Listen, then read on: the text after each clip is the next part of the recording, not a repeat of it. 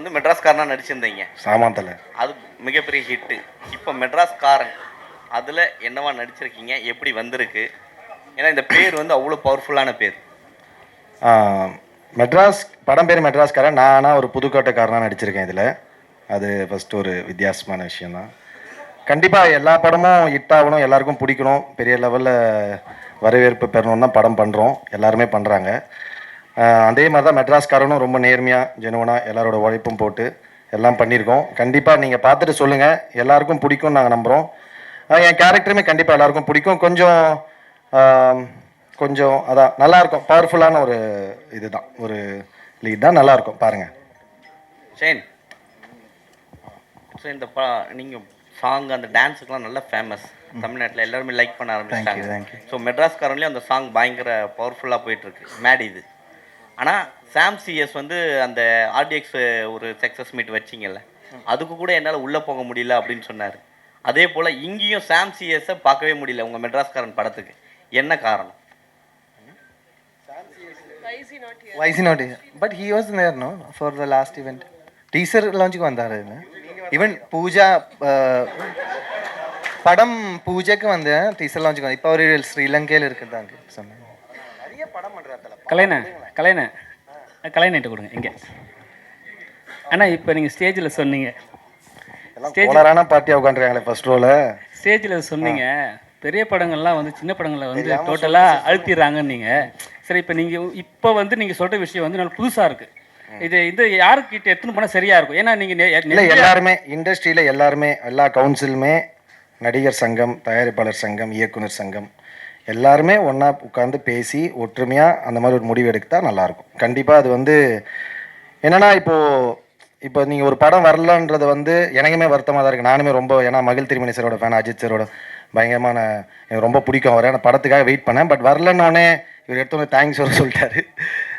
10 படம் வருதுன்றது okay, but ஆனால் வந்து இப்போ 10 படம் வெயிட் பண்ணுறதுக்காக லாஸ்ட் மினிட்ல வரணும். இப்போ நிறைய படங்கள் வரணும்னு ட்ரை பண்ணியிருந்துருக்கலாம். அவங்க வரலன்னு, பெரிய படம் வரலன்னு தெரிஞ்சோன்னே அவங்க போஸ்ட் ப்ரொடக்ஷன் இன்னும் ஃபாஸ்ட் பண்ணியிருப்பாங்க. ஸோ இந்த மாதிரி ஒரு படம் வந்து மொத்த ஸ்பேஸையும் எடுத்துகிட்டு போகிறது இல்லாமல், அதுதான் நான் ஓப்பனாக தான் சொன்னேன். அப்படி இல்லாமல் அது வந்து கொஞ்சம் ஆர்கனைஸ்டாக இருந்தனா ஒரு பெரிய படம், அவங்களுக்கு ஒரு நம்பர் ஆஃப் தியேட்டர்ஸ், அதுக்கப்புறம் அது கூட ஒரு மீடியமான படமோ 2 படமோ, இல்லைனா அதுக்கப்புறம் சின்ன படங்கள், புது ஏன்னா இப்போ ரொம்ப பேஷனோட சினிமா ரொம்ப அணுகி வராங்க நிறைய பேர். இப்போ ஜெகதீஷ் ப்ரோ, நான் ஏன் சொன்னேன்னா, ஜெகதீஷ் ப்ரோ மாதிரி ஆளுங்க ஜெயிச்சாங்கன்னா தமிழில் இன்னும் நிறைய படங்கள் வரும், நிறைய நியூ ஆர்டிஸ்ட் வருவாங்க, நியூ டைரக்டர்ஸ் வருவாங்க. ஸோ வந்து வெறுமனே இப்போ பிஸ்னஸ்னு சொல்கிறோம். அதே மாதிரி எடுத்தோன்னே இப்போ ஒரு வேர்டு எடுத்துக்கிறோம், பேன் இண்டியானிரும். ஒரு கதையை நம்ம பண்ணிவிட்டு அந்த கதை முடிவு போனோம், அது பேன் இண்டியாவா இல்லை பேன் வேர்ல்டா அப்படின்றது. அது வந்து இல்லை நாங்கள் என்ன ஆக போகுதுன்னு தெரியாது. ஸோ கதை நம்ம பண்ணுற கதைகள், இப்போது நம்ம மஞ்சுமல் பாய்ஸ் பண்ணும்போது தமிழ்நாட்டில் இவ்வளோ பிஸ்னஸ் பண்ணணும்னு நினச்சா பண்ணியிருப்பாங்க, கிடையாது. அவங்க அட்டன் பண்ண ஒரு கதையை ரொம்ப சூப்பராக ஆனஸ்ட்டாக பண்ணாங்க. அது ஒரு பெரிய வரவேற்பு இங்கே பெற்றது. அந்த மாதிரி நம்ம ரொம்ப ஜெனுவனாக ஒரு படத்தை லவ் பண்ணி அதை நம்ம பண்ணோன்னா அந்த film will decide what it has to do. அது முடிவு பண்ணோம் அது எந்த இடத்துங்களுக்கு போகணுன்னு. ஸோ இது மாதிரி வந்தாங்கன்னா நிறைய நியூ டைரக்டர்ஸ், நியூ ஆக்டர்ஸ்லாம் வருவாங்க. அதுக்காக தான் நான் சொன்னேன். தொடர்ச்சியாக வில்லன் கேரக்டரே பண்ணுறீங்க. ஏன்லாம் இல்லைங்க, இல்லை என்னென்னா, நீங்கள் வந்து வில்லன் கேரக்டர் ரொம்ப பவர்ஃபுல்லாக இருக்குது. ஹீரோனா சும்மா அப்படியே லைட்டாக வெறும் ஒரு சாங்ஸ் வச்சு முடிச்சிடறாங்கன்னு சொல்லிட்டு ஒரு தமிழ் சினிமாவில் ஒரு விஷயம் இருக்குது. அது எப்படி பார்க்குறீங்க? எங்கள் சண்டை தாங்க இருக்கிறதுலே கஷ்டம் படத்தில், ஸ்டண்ட்டு தான். அப்படி இல்லை, நான் இன்னொன்று சொல்கிறேன் உங்களுக்கு, இன்னொரு இன்ஃபர்மேஷன் எடுத்துங்க. நான் இதுக்கப்புறம் வந்து ரொம்ப கேரக்டர்ஸ் பண்ண போகிறதில்ல. நான் வந்து அதுக்கு என்னென்னா, அதுக்கு ரீசனும் வந்து இங்கே நான் வந்து ரொம்ப ஹெல்த்தியாக இல்லைன்றதை ஃபீல் பண்ணுறேன். ஏன்னா வந்து இப்போது நான் கேரக்டர்ஸ் பண்ணுறது ரெடி. ஏன்னா இன்றைக்கி நான் சாப்பிட்ற சாப்பாடு நான் பண்ண கேரக்டர் தான் எனக்கு சோறு போட்டுட்ருக்கு. ஸோ அதனால் வந்து அதை நான் மறக்க மாட்டேன். கேரக்டர் ரொம்ப முக்கியமான விஷயம் தான். பட் ஆனால் என்னென்னா, இது வந்து இங்கே இப்போ மலையாளம் எடுத்திங்கன்னா எக்ஸாம்பிள் நான் சொல்லுவேன், சில ஆக்டர்ஸ் வந்து மல்டி ஸ்டாரர் பண்ணுவாங்க. இங்கேயும் இருக்குது, இல்லைன்னு சொல்ல மாட்டேன், ரொம்ப கம்மியாக இருக்குது. மல்டி ஸ்டாரர் பண்ணுவாங்க, திடீர்னு வந்து பார்த்தீங்கன்னா ஒரு பெரிய படத்தில் சின்ன ரோல் நடிச்சிருப்பாங்க, நெகட்டிவ் பண்ணுவாங்க. ஆனால் அவங்கள வச்சு ஹீரோவாக 2-3 படம் வரும். இங்கே வந்து என்னென்னா, ஒரு படம் நம்ம கேரக்டர் பண்ணிட்டோம், இப்போ இந்த மாதிரி நெகட்டிவ் ரோல்ஸ் பண்ணுறோம், இல்லை பண்ணுறோம், உடனே அதே மாதிரி கூப்பிடுறது. எல்லா படமும் அதே மாதிரி தான். எழுதுறதுக்கு மாதிரி சாவுன்னு வந்தால் என் பேர் எழுதிடுவாங்கன்னு நினைக்கிறேன். ஸோ அதே மாதிரி வர்றது. ஸோ அது ஒரு பஞ்சாயத்தாகவும் இருக்குது. நான் பரவாயில்ல, அது நான் நமக்கு நல்லா நடித்தா பாராட்டுறாங்களா, அதை ஏற்றுக்கிறோன்னா, கலாச்சாரம் ஏற்றுக்கணும், கிண்டல் பண்ணாலும் ஏற்றுக்கணும், அதை நான் கண்டிப்பாக ஏற்றுக்கிறேன். பட் சொல்கிற விதம் இருக்குது, அது நல்ல விதமாக சொன்னால் கண்டிப்பாக ஏற்றுன்னு நான் மாற்றிப்பேன். ஸோ வந்து என்னென்னா, ஸோ அதனால் அந்த பிரச்சனை இருக்கிறதால என்னென்னா, இப்போ வந்து நம்ம கேரக்டர் பண்ணும்போது, இப்போ நார்மலாக ஒரு படம் வச்சுங்க, பெரிய ஹீரோஸ் படம்லாம் வேணாம், அதெல்லாம் நார்மலாக ஒரு படம் பண்ணுறாங்க. அந்த படம் பண்ணுறாங்க, இப்போ அந்த படத்தில் வந்து யாருனாலும் ஹீரோவாக நடிக்கலாம். இப்போ ஒரு புது ஹீரோ நடிக்கிறாருன்னு வச்சுங்களேன், ஒரு நார்மலாக ஒரு ஹீரோ நடிக்கிறாங்க, அதுலேயுமே நம்ம செகண்டரியாக தான் எழுதுறாங்க, செகண்ட் கேட்டகிரியிலே வச்சுருக்காங்க. ஸோ அது வந்து கொஞ்சம் டிஸ்டர்பிங்காக இருக்குது. I don't feel that is healthy. எனக்கு அது செட் ஆகலை. ஸோ அதனால் நான் வந்து இதுக்கப்புறம் ரொம்ப எக்ஸ்ட்ரீம்லி சூஸியாக ரொம்ப கரெக்டாக இருந்தால் ரொம்ப சூப்பராக இருந்தால் மட்டும் தான் கேரக்டர்ஸ் பண்ணுவோம், இல்லைனா லீடாக தான் பண்ணலான்னு முடிவு எடுத்திருக்கேன். சரி சார், சரி சார். சார் இப்போ படம் இப்போ பார்த்த உடனே ஹீரோவுக்கு கைத்தட்டில் கம்மியாக இருந்தது, ஹீரோயினுக்கும் கம்மியாக இருந்தது. ஆனால் உங்களுக்கு மட்டும் அப்ளாஸ் வேறு மாதிரி இருக்குது. என்ன காரணம்? ஏன்னா ஃப்ரெண்ட்ஷிப் காரணம் ஒன்று இருக்குது, அப்புறம் அது இல்லாமல் வந்து பணம் செலவு பண்ணுற காரணம் ஒன்று இருக்குது. அது இல்லாமல் வந்து ஸ்டேஜில் ஒன்று சொன்னீங்க, எல்லா ஆர்டிஸ்ட்டையும் சேர்த்து வச்சு தேங்க்ஸ் சொன்னீங்க. இன்னும் அடுத்த படத்துலேருந்து எல்லாரையும் வந்து கவுண்ட் பண்ணி அவங்கள ஏதாவது படம் பண்ணுற மாதிரி பிளான் பண்ணியிருக்கீங்களா? ஐ மீன் இந்த ஆர்டிஸ்ட் சொல்கிறீங்களா? இல்லை என்ன சொல்கிறீங்க? சிம்பு சார் சொன்னீங்க, விஜய் சேதுபதி சொன்னீங்க, அஜித் சார் சொன்னீங்க. வாய்ப்பு கிடைச்சா கண்டிப்பாக பண்ணலாம். சூப்பர், வாய்ப்பு கிடைச்சா கண்டிப்பாக பண்ணலாம். ஏன் பண்ணக்கூடாது? இல்லை ஒரு விஷயம் சொன்னீங்க, என்ன சொன்னீங்க? நண்பர்கள் பணம் செலவு பண்ணுறோம். காரணம் பணம் இல்லாத நேரத்துலேருந்தே நண்பர்கள் கூட இருந்தாங்க. நான் ஒரு விஷயம் சொன்னேன்,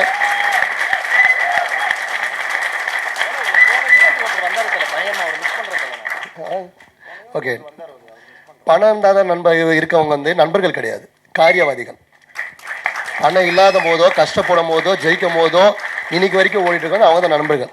இதெல்லாம் வந்து பணத்தால் சேர்த்த கூட்டங்கள் கிடையாது, பாசத்தினால அன்புனால சேர்த்த கூட்டங்கள்.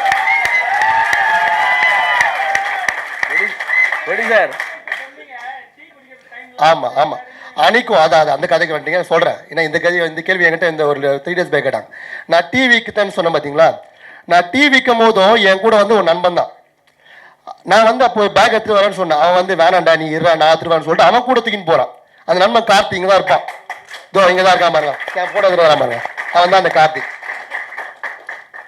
ஸோ நண்பர்கள் வாழ்க்கையில் ரொம்ப முக்கியம் பிரதர். பணம் இருந்தாலும் சரி, இல்லைனாலும் சரி, வசதியாக இருந்தாலும் சரி, உயரத்தில் இருந்தாலும் சரி, நண்பன் எப்போ வாழ்க்கையில் முக்கியம். நம்ம எதுவுமே நம்மளோட சந்தோஷத்தை எல்லாரும் ஷேர் பண்ணுவோம், கஷ்டத்தை நம்ம கிட்ட மட்டும் தான் சொல்லுவோம். ஸோ அது மாதிரி சேர்த்த கூட்டங்கள் தான். சொல்லுங்க மேடம். என்ன ப்ரொடியூசர் கதெல்லாம் கேட்டிங்களா? நெக்ஸ்ட் ஹீரோ ஆயிடுவீங்க போல் இருக்கே. ஐயோ பார்த்தா அதுவும் வாலி தான் எடுப்பாரா? யாரு? அதெல்லாம் எதுவும் இல்லைங்க. இல்லை முதல்ல இப்போ எடுத்த படத்தை எவ்வளோ கஷ்டப்பட்டு எடுத்திருக்கோம். அதான் 10ஆம் ரிலீஸுக்குன்றது சடனாக பிளான் எடுத்து பண்ண ஒர்க்கு நிறைய இருக்குது, நிறைய போக வேண்டியது இருக்குது, போக வேண்டிய தூரங்கள் நிறைய இருக்குது. முதல்ல அதை பற்றி யோசிப்போம், அடுத்த படத்தை பற்றி யோசிப்போம், அப்புறம் என்ன நடக்குதுன்னு பார்ப்போம். இல்லை இதில் மேடியோட சாங் அந்த மணிரத்னம் சார் காதல் சடுகுடு, ஸோ அதை யார் சூஸ் பண்ணது ஃபர்ஸ்ட்டு? ஏன்னா அவ்வளோ அழகாக இருக்குது, லைட்டிங் அந்த இதெல்லாம் நல்லா இருக்குது, டான்ஸிங்கும் பர்ஃபெக்டாக இருந்தது. பட் இது டைரக்டர் மட்டும்தான் யோசிச்சாரா இல்லை நீங்கள்? இல்லை நானும் அவரை டிஸ்கஸ் பண்ணது தான், டிஸ்கஸ் பண்ணது அந்த சாங்கு. பட் ஆனால் இந்த சாங் வந்து ஃபஸ்ட்டு வந்து சூஸ் பண்ணது வேற ஒரு சாங் போகலான்னு நினச்சோம். அதே அலைப்பாயுதே படத்தில் ஃபஸ்ட்டு சாங் அந்த கல்யாண சாங் வரும் பாருங்க, அதில் அந்த சாங் தான் சூஸ் பண்ணி போகலான்னு இருந்தோம். சார் அதை விட வந்து காதல் சோடு நல்லா இருக்கேன்னு சொல்லிட்டு ஹீரோ அப்புறம் டேரக்டரு எல்லாம் டிஸ்கஸ் பண்ணிட்டோன்னு அப்புறம் கடைசியாக வந்து இந்த பாட்டே போகலாம் அப்படின்னு சொல்லி சூஸ் பண்ணது அந்த சாங். ஷைன், இங்கே சென்னையில் வந்து பார்த்தீங்கன்னா மெட்ராஸ்காரன் வந்து ஸ்லாங் வந்து வேறு லெவலில் இருக்கும், கேள்விப்பட்டிருக்கீங்களா? ஜஸ்ட் இப்படி தட்டிட்டு பைக்கில் ஏதாவது போயிட்டாவே வேறு மாதிரி வாய்ஸ் வரும். ஸோ அதெல்லாம் நீங்கள் கேட்டீங்களா? டைரக்டர் உங்களுக்கு எக்ஸ்பிளைன் பண்ணாரா? மெட்ராஸ்காரன்னா யாருன்னு சொன்னாரா? படத்தில் அந்த மாதிரி யூஸ் பண்ணியிருக்காங்களா உங்கள? ஓரளவுக்கு இருக்கு. இந்த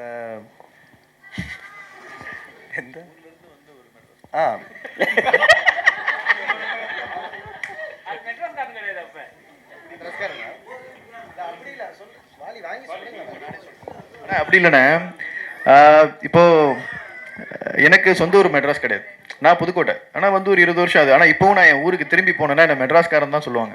மெட்ராஸ்காரன் வந்துட்டான், மெட்ராஸ்காரன் கிளம்பிட்டான், இப்படி தான் சொல்லுவாங்க. ஸோ அதுதான் நான் எடுத்துக்கிட்ட ஒரு ஐடென்டிட்டி. இன்னொன்று, சினிமாவில் எப்படி சொல்கிறது, காலங்காலமாக காமிக்கிற அந்த மெட்ராஸ் தமிழுக்குள்ளே நாங்கள் போகல. நீங்களும் நானும் எல்லோரும் பேசுகிற ஒரு வழக்கு தமிழுக்குள்ளே தான் அந்த படம் ட்ராவல் ஆகுது. ஸோ இதுதான் கலைண்ணா. இல்லை ஆக்சுவலாக எல்லாம் நீங்கள் அங்கே சொல்லும் போது மலையாளத்துலேருந்து இங்கே வராங்க, தெலுங்குலேருந்துலாம் வராங்க அப்படின்னு சொன்னீங்க. ஆனால் தமிழ் சினிமாவில் பார்த்தீங்கன்னா 2ஆக பிரிஞ்சிருக்கு. அதை எப்படி பார்க்குறீங்க? தமிழ் சினிமாவில் படங்கள் வந்து ஜாதி ரீதியாக ஆயிடுச்சு. இப்போ மெட்ராஸ்காரன் அந்த லிஸ்ட்டில் இல்லை, பட் ஆனால் உங்களுக்கு தெரியும், அதனால தான் ஸ்பெசிஃபிக்காக உங்ககிட்ட இல்லைங்க. நம்ம அது கிடையாது, நம்ம இன்க்ளூசிவ் பாலிடிக்ஸ் தான் பேசணும். என்னென்னா நம்ம யாரை ஒருத்தரை சரியாக காட்டுறோமோ அது பிரச்சனை இல்லை, யாரையுமே தவறாக காட்டக்கூடாது, அவ்வளோதான், சிம்பிள். ஓகேவா? ஸோ அது வந்து நீங்கள் பெருமை பேசுகிற, நான் என்ன சொல்கிறேன், உங்களை பற்றி நம்ம ஒருத்தரை பற்றி பெருமையாக பேசினா அது அவங்கவுங்க இஷ்டம், அவங்க விருப்பம், அவங்களோட கல்ச்சராக இருக்கலாம், முறையாக இருக்கலாம், அது பிரச்சனை கிடையாது. பட் அதுக்காக நீ மற்றவங்கள தப்பாக காட்டக்கூடாது, மற்றவங்கள தாழ்த்தி காட்டக்கூடாது. அதுதான் லாஜிக், அவ்வளோதான், சிம்பிள். சூப்பர். வாலி மச்சான் வந்திருக்காங்க அங்கேருந்து, மனோஜ். ஆயிடா, நல்லா இருக்கியா? வாலி என்ன எங்கே அண்ணா, இப்போ ஒரு டேரக்டருக்கு ஒரு கனவு ஒன்று இருக்கும், படம் ரிலீஸ் ஆகுறதுன்ட்டு. ஆமா. ஆனால் என்னன்னா பொங்கலுக்கு ரிலீஸ் ஆகுறது வந்து பெரிய கனவு. அது யாருக்கும் ரிலீஸ் ஆகுது வாய்ப்பே கிடையாது, ரொம்ப கஷ்டம். ஏன்னா வந்து இப்போ இருக்கிற ஜென்ரேஷன் வந்து பெரிய பெரிய ஆக்டர்ஸ் மட்டும்தான் பண்ணுறாங்க. இப்போ வந்து உங்கள் மனநிலை எப்படி இருக்குது? அதுக்கு முழுக்க முழுக்க காரணம் எங்கள் ப்ரொடியூசர் தான். ஸோ அவருக்கு தான் நான் பெரிய தேங்க்ஸ் சொல்லணும். பொங்கலுக்கு நம்ம படம்லாம் வருமா அப்படின்னு யோசிப்போம்ல, ஸோ அதை சாத்தியப்படுத்தி காமிச்சிருக்காரு. ரொம்ப சந்தோஷமாக தான் இருக்குது, பெரிய விஷயம் தான்.